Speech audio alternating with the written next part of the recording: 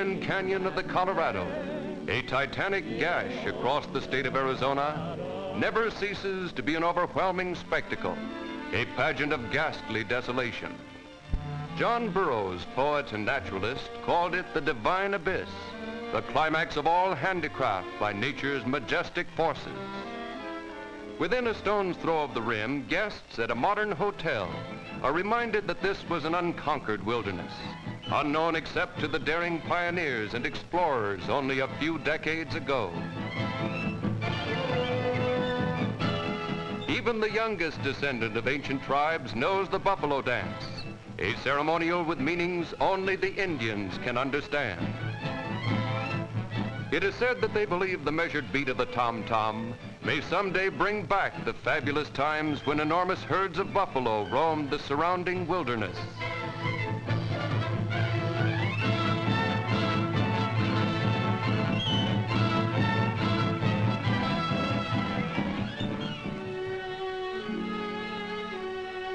From the lookout, the spellbound visitor wonders what must have been the thoughts of Spanish explorers from Mexico 400 years ago, when first they gazed upon this stupendous scene.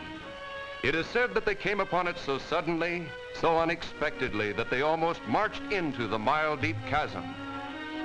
It is as though the world had suddenly dropped away, leaving a few survivors clinging on the very edge and awed to silence by the brooding wonder.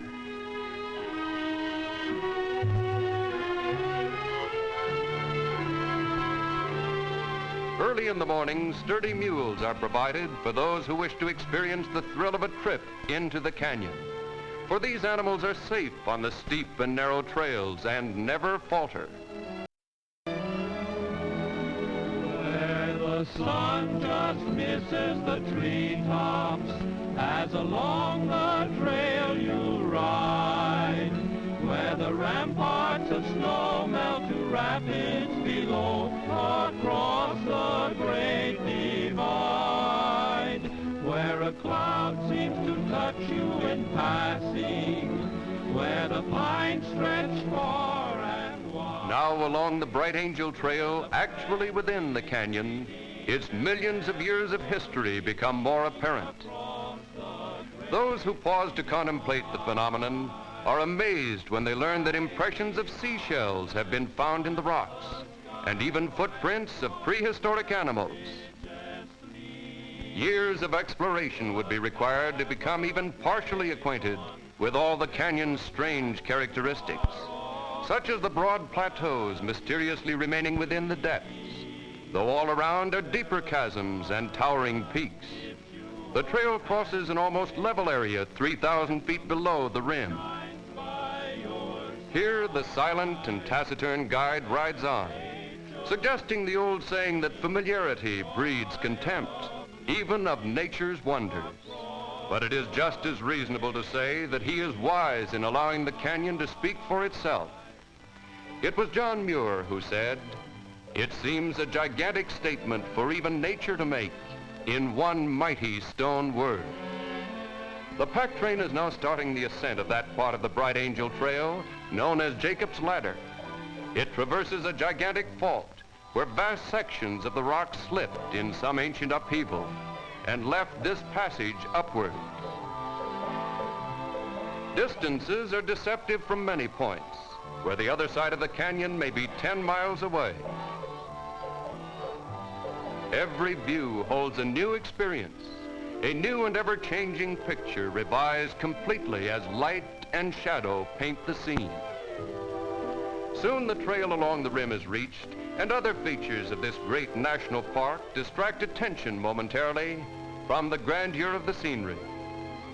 Much wildlife abounds in this area, and though the casual visitor seldom sees anything except deer, these usually timorous animals stay close to camps and hotels where safety is assured, as well as frequent and tasty gifts.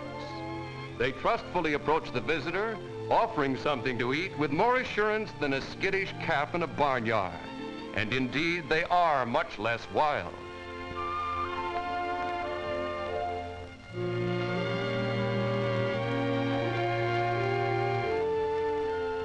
Such a rest from the staggering views across the mighty chasm seemed to renew the ability to grasp the ever-changing spectacle.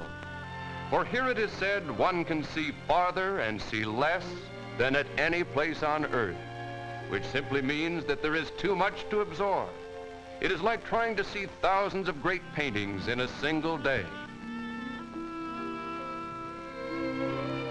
For here is a canyon a mile deep, from 8 to 20 miles in width, filled with gigantic mountain peaks, all fashioned in such lovely symmetry as to make them seem like great masterpieces of architecture.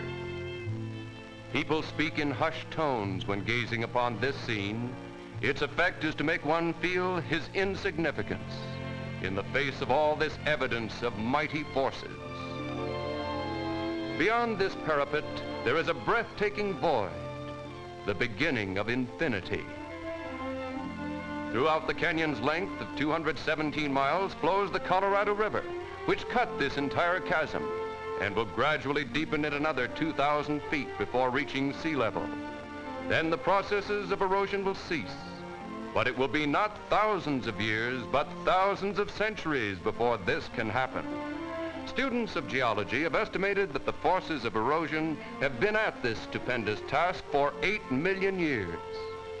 All along the rim, from one vantage point to another, there are thousands of vistas, different impressions, until the changing aspects of the world's greatest wonder dismay the traveler who comes here expecting to see all the frightful immensity of this phenomenon in a few days. Years would be required to really see the Grand Canyon, and one lifetime scarcely would be adequate.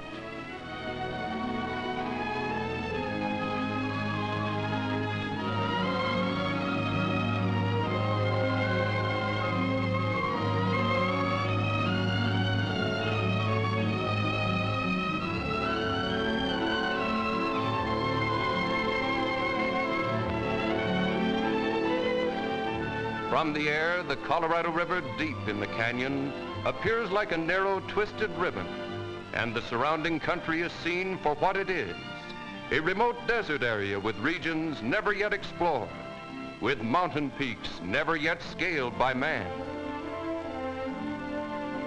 The mantle of night begins to fall and lends a new mystery to the scene. It inspired John Greenleaf Whittier to write, "Touched by a light that hath no name, a glory never sung.